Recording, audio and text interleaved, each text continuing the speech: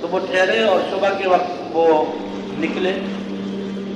تو پہلے تو اچھا جی ہم رات ٹھہرے تھے, ٹھہرنے کا کرایہ اور ہمارا کھانا جو رات کھایا, صبح کا ناشتہ, اس کا حساب دے دو. تو سرائے والا کیا بولتا ہے کہ آپ مسلمانوں کے علاقے میں آئے اور آپ اجنبی ہیں, آپ اس شہر والوں کے مہمان ہیں. میں تو کاروباری ہوں. تم جب آپ داخل ہوئے آپ لوگ, تو ہمارے ایک متمول اور ایک بڑے آدمی نے آپ کو دیکھا, آپ کی تعداد گنی اور آپ کو میرے سرائے میں آتے ہوئے رات گزارنے کے لیے آنے کے دیکھ لیا. کہا وہ میرے ساتھ حساب کر گئے کہ 3 دن کے ٹھہرنے اور کھانے کا حساب یہ مجھ سے لے لو, ان مہمانوں سے نہیں لینا. اللہ اکبر. آج تو ہم غریب کے, یتیم کے, بیوہ کے منہ سے نوالا چھین کر اپنے پیٹ کو پالنا چاہتے ہیں. ان کی زمینیں کھائیے. یہ 3 دن تک آپ مہمان ہیں. اگر اس کے بعد کوئی خوشی سے آپ کی کوئی اور مزید اکرام کرنا چاہے وہ بعد میں دیکھا جائے گا, باقی اس کا حساب ہو گیا. وہ وہاں سے چل پڑے. بازار میں جانا تھا, سامان بازار میں جانا بھی یہ بھی جو ہے دیکھنے کے لیے تھا. تو ان میں سے ایک ان کا جو ذمہ دار اور ایک منشی سے کہا لکھو یہ وہ قوم ہے کہ جن کا غیروں کے ساتھ یہ معاملہ ہے, نہ جان نہ پہچان, اور یہ معاملہ ان کا غیروں کے ساتھ ہے.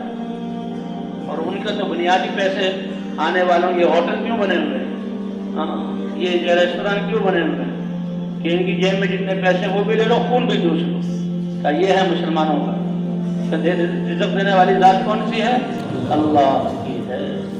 کا مہمان کے بارے میں اتنا جبرائیل علیہ السلام نے حضور صلی اللہ علیہ وسلم فرماتے ہیں مجھے نصیحت کی کہ میں ڈر گیا کہ مرنے کے بعد بھی مال میں میراث وارث بھی بنا دیں گے پڑوسی کے بارے میں, اور مہمان کے بارے میں کہ اس کا اکرام بھی لازم ہے, اس کا حق ہے. اگر وہ اکرام نہ کرے تو 3 دن کا کھانا اسے زبردستی لے سکتے ہیں. تو بہرحال اب یہ پھر بازار میں جانے کے لیے سامان تھا, تو ایک مزدور تلاش کیا. ایک نوجوان وہ مزدوری کے لیے بیٹھا. بھائی مزدوری کے لیے بیٹھا, ہمارا یہ سامان اٹھا لو گے؟ جی. بازار تک پہنچا دو گے؟ بالکل. مزدوری کے لیے بیٹھا ہوں. سامان اس کے سر پر رکھا اور یہ تاجر کا قافلہ اس کے پیچھے چلا. بازار شاید فاصلے پر ہوگا, تو راستے میں مسجد کے پاس سے گزرتے ہوئے اللہ کے گھر سے اللہ اکبر کی آواز سنی. تو مزدور وہیں کھڑا ہو گیا, سامان نیچے رکھ دیا اور ان کی طرف متوجہ ہو کر اب اس میری مزدوری اور میرے اس مال سے بڑے اللہ کا امر آ گیا ہے. اب میں ایک قدم آگے نہیں جاؤں گا, پہلے نماز ادا کروں گا اور نماز ادا کر کے پھر آپ کے پاس آؤں گا. اگر آپ کو انتظار منظور ہے تو انتظار کر لیں, ورنہ کیونکہ میں نے کام پورا نہیں کیا آپ چلے جائیں. تو وہ تو بھاگ تھے اور معلوم کرنے کے لیے آئے تھے, نہیں ہم ٹھہریں گے. اب یہ بھی نہیں کہ افراتفری دوڑ کر گیا, وضو کیا اور نفل ادا کیا بھاگ کر آیا. تو ایسا مزدور اس نے اطمینان سے نماز پڑھی ہوگی اور اطمینان سے آیا. انہوں نے تو انتظار کرنا ہی تھا. اور جب سامان اٹھا کر چلا تو ان کے جو بڑے لیڈر نے اپنے جہاں منشی سے کہا لکھو یہ ان کے مزدوروں کا معاملہ ہے دوسرے لوگوں کے ساتھ. یہ مزدور کی جو 2 روپے لے کر, کیا اس زمانے میں 2 ٹکے لے کر گھر والوں کے کھانا, تو وہ اللہ کے امر کے سامنے بالکل آج سب کچھ چھوڑ دیتا ہے. تو دوسرا یہ عمل. تیسرا جب بازار میں پہنچے تو بازار میں کچھ اپنا سودا کیا اور کچھ خریدنے کے لیے دکانداروں سے پوچھا. ایک دکان کوئی فلاں سودا ہے, کتنی قیمت ہے؟ اتنا دے دو. فلاں سودا ہے, سب ہے, اتنی قیمت ہے, اتنا دے دو.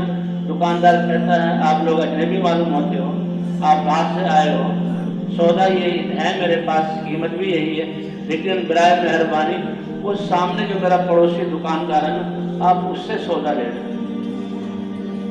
ارے یہاں تو لوگ جہاں گاہکوں کے کپڑے پھاڑ دیے جاتے ہیں, کھینچا جاتا ہے, اپنے سودے کے فضائل بیان کیے جاتے ہیں. یہ کیا؟ اور بھائی ہم تو تمہارے گاہک ہیں, تم سے سودا لے رہے ہیں, تمہیں پیسے دے رہے ہیں. جب تھوڑی بات ہوئی وہ کہنے لگے آپ نہیں جانتے کہ صرف تاجروں کا بازار نہیں, یہ مسلمان تاجروں کا بازار ہے. اور ہمارا اس تجارت کے لیے بیٹھنا یہ تو آپس کی ہمدردی اور خیر خواہی میں ہے, اور ہم ایک دوسرے کو دیکھتے ہیں. کہ اگر فلاں کے پاس بھی یہاں کوئی گاہک آ گئے سامان لے لیا دوسرے کے پاس بھی اور میرے پاس بھی آ گئے اور فلاں ہمارا پڑوسی دکاندار والا اس کے پاس کوئی نہیں گیا تو ہم میں سے ہر ایک اپنے گاہکوں کو اس کے پاس بھیجتا ہے کہ آج کے گزارے کے لیے اس کی بھی جو ہے بکری ہو جائے، پھر بعد میں ہم لوگ پھر جیسے بھی ہو تو اس کا جو ہے اس کے پاس کوئی نہیں آیا، اس لیے میں آپ لوگوں کو وہاں بھیج رہا ہوں۔ ان کے جو 14 طبق روشن ہو گئے، ان کے پاؤں تلے کی زمین نکل گئی، انہوں نے کہا لکھو یہ ہے ان کے تاجروں کا معاملہ آپس میں، اگر یہ اس صفات والے ہیں تو بتاؤ دنیا میں کون ان پر غالب آ سکتا ہے۔